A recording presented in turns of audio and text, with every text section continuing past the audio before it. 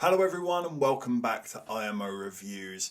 It's been an interesting ride, hasn't it? A trilogy of dogshit, rehashed movies of a dead franchise that wasn't particularly good in the first place, all spewed out in a cheap and frantic rush of about a year and a half in total.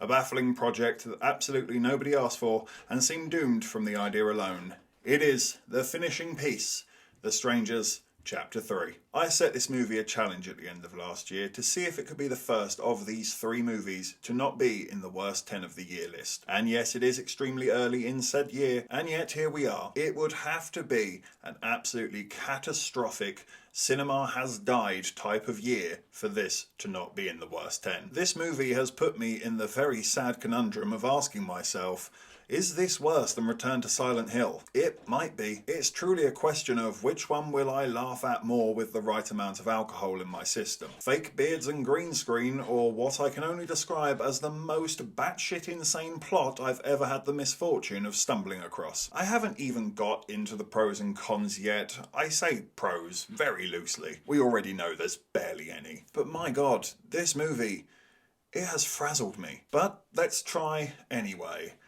Positives. There's some good songs in here. It's kind of a shame that these brilliant songs are wasted on such a useless piece of crap. But yeah, if me internally saying, nice in white satin, nice, is a positive, then I guess it counts. I'm also not entirely sure this is a positive, but as previously suggested, it is such an insanely mental movie that you certainly won't forget it, and you will get some chuckles out of it, that's for sure.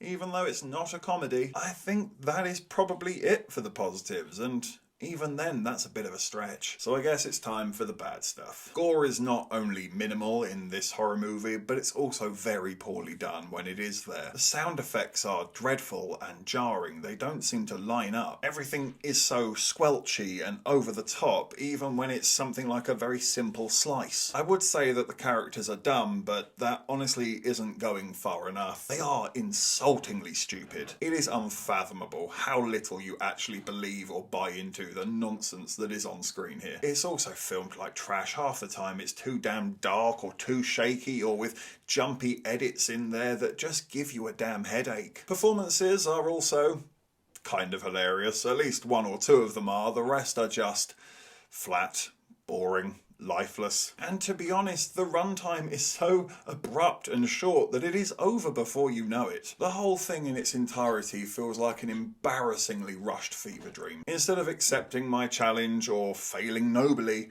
The Strangers Chapter 3 doubles down and completes the set of 1 out of 10s for this trilogy.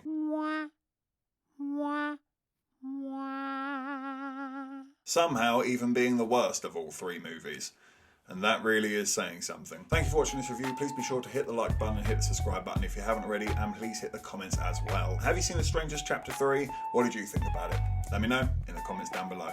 And of course, if you haven't had enough of this crazy ginger, you know to click on these suggested videos right here and get yourself lost in an IMO wormhole. But if not, take care. I look forward to seeing you on the next review.